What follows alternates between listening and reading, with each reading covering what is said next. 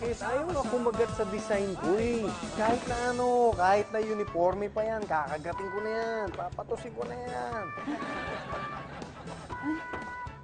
Aray, pagod ako. Nab, isang kindat na lang nasa loob na tayo, nagpahinga ka pa. Ganyan kang kapagod. Pero alam mo, ang saya-saya-saya ko pag magkasama tayo. Obvious naman eh. Talagang kilig na kilig ka eh. Mula park hanggang coffee shop, nag-MRT tayo, nag-mall tayo. Naku eh, kilig na kilig ka. Wala atang oras na hindi ka kinilig. Meron na, nung nasa CR ako, di ako kinilig. Ay, baliktad ka yata. Kung kailan ka dapat na...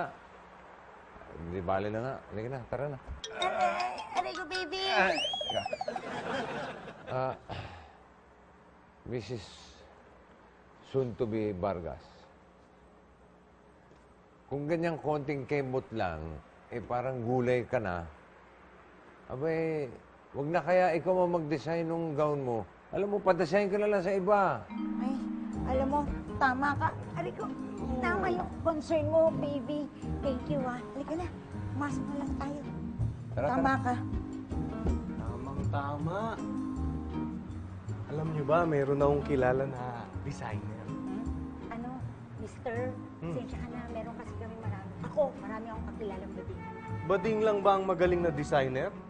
Bihira naman kayo. Hindi, basta magaling ang bading. Ano ka ba? Huwag ka ba kaalam dito? Moment ko to. Yung sa panaginip ko, hindi ko alam na mangyayari to sa akin. Huwag ka alam. Hoy, love! Kung kasama ka sa casting, hindi pa naginip ang tawag dyan. Ang tawag dyan, bangungot! Hoy, Aling Mercy! Huwag kang makialam dito, che! Hoy, sige na nga. Teka, sandali. Hanapin ko lang yung Aling Mercy na gusto ko makita kung ano itsura eh. Pag nahanap mo na siya, iharap ko siya sa akin para masasapok ko siya. Oo. Sabi ko, wag na eh. Tara na. Tara na tulog.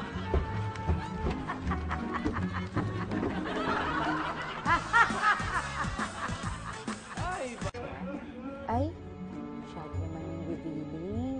Ayoko naman yan. Ganon? Hanap pa nga tayo. Dali.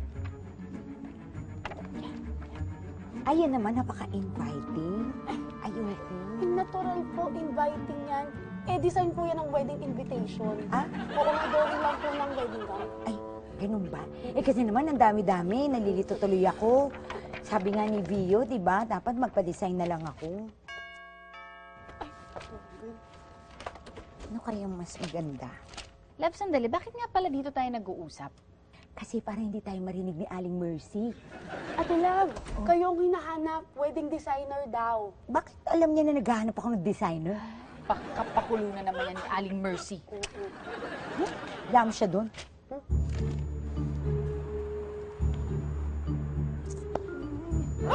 Excuse me? May hinahanap po ba kayo? Ay, naku, nakita ko na. Ayan, oh. Ay, wapo. Napansin mo pala, hindi ko nga gaano pinapansin eh. Kaya walang nakakalam eh.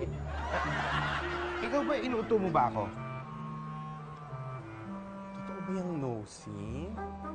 Oo naman. Perfect na perfect, oh. Alam mo, ikaw lang nakapansin ito. Hindi siguro nila napapansin.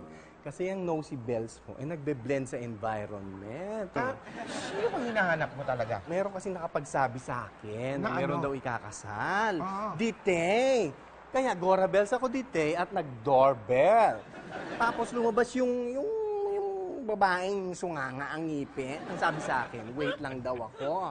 Aba, 24 oras na ako nagwe-wait dite. Wititid pa rin. Yung kapatid ko ang ikakasal. Ay!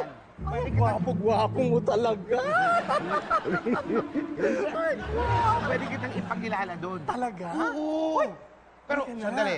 Oh, Kailangan mo lang kilatisin kita bago kita papasukin sa loob. naku, hindi pwede dito. Mag-ubad ako. Hindi!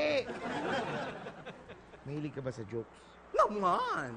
Yun, perfect. Halika, halika. Oh, sige, sige, sige. Ay, bongga. Come. Ate Lab! Oh, Ate Lab! Ito si... sino ka nga pala?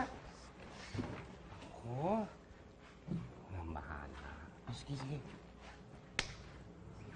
Well, Hello, Philippines! Standing right now in front of all of you is a 30-year-old stunner from Pimyahan, Quezon City. And my name is Bernie Versace! Ako nang bahala dito, okay? I-interviewin ko muna para malaman natin kung totoo o peke ito. Okay. Bernie, ano nga palang ginagawa mo dito at ano ang kailangan mo? Nako, Madam Beauty, pasensya na ho, pero hindi naman ho kayo ang sadya ko dito.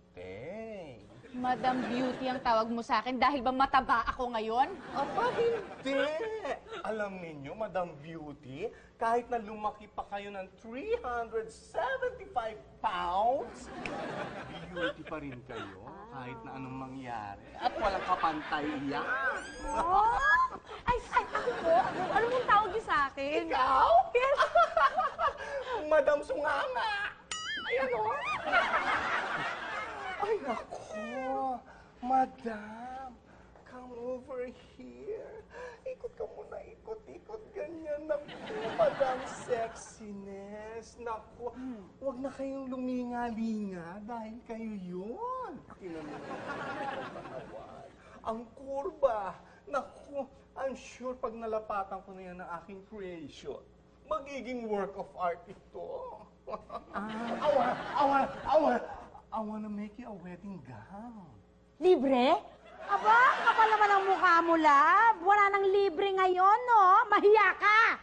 Hoy, Aling Mercy, tanghaling tapat, pwede matulog ka na lang para naman maremedyohan niya ugali mo. Kasi, ano lang naman ako na baka libre yung gown. Pero sabi mo nga, dahil work of art ang iyong creation, dahil batas sa napakagandang hubog ng katawan ko. All that and more!